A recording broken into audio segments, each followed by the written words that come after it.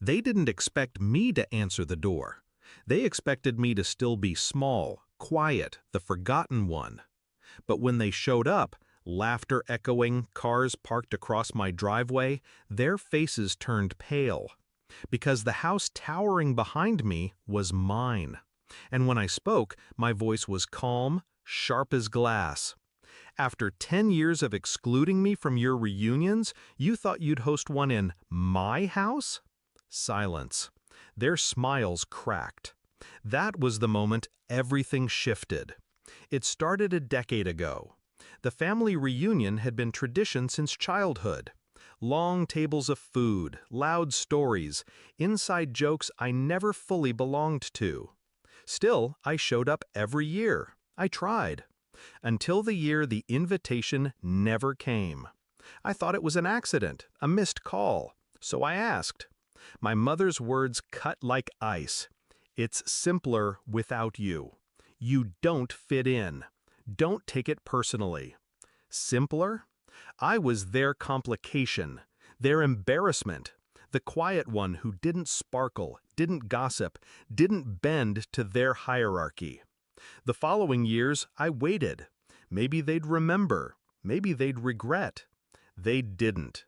The photos appeared online instead.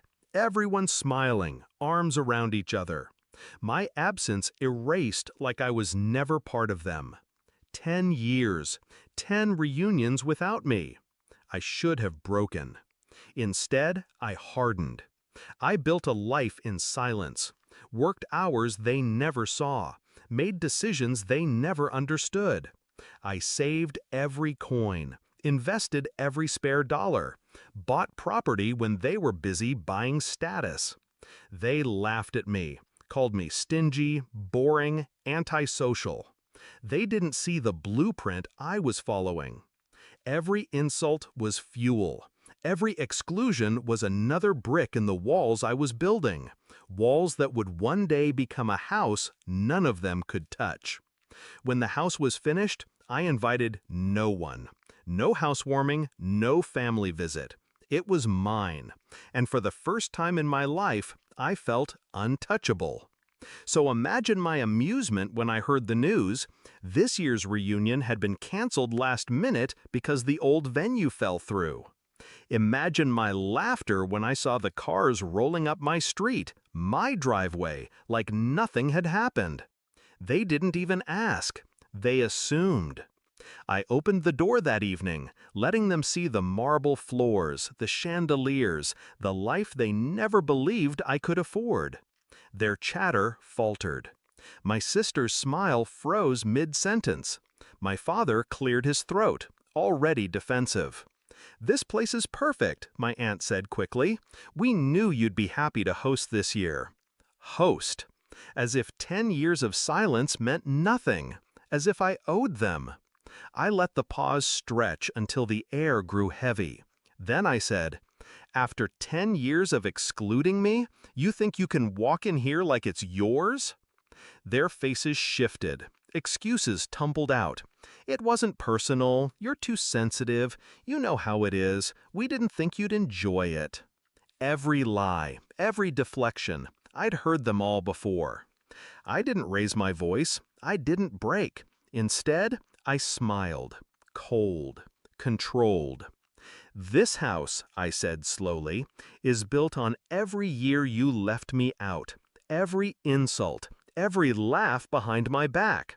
While you were wasting money on appearances, I was building this, alone." My brother scoffed, trying to recover his pride. "So what? You're saying you don't want us here?" I stepped aside, gesturing to the door behind me. "I'm saying you're not welcome." The silence was sharp, broken only by the sound of someone's breath catching. Then my mother, the one who once told me it was simpler without me, whispered, "But we're family." I looked her in the eye. Family doesn't erase you for a decade and come back only when it's convenient. Her face crumbled. My father looked away. My siblings shifted uncomfortably, suddenly children again under the weight of truth. I closed the door. Not with a slam, not with anger, just a quiet, final click. That night I poured myself a glass of wine, sat by the window, watched their cars pull away, one by one. I felt no guilt, only peace. For years, they painted me as the outcast, the weak link, the unwanted shadow.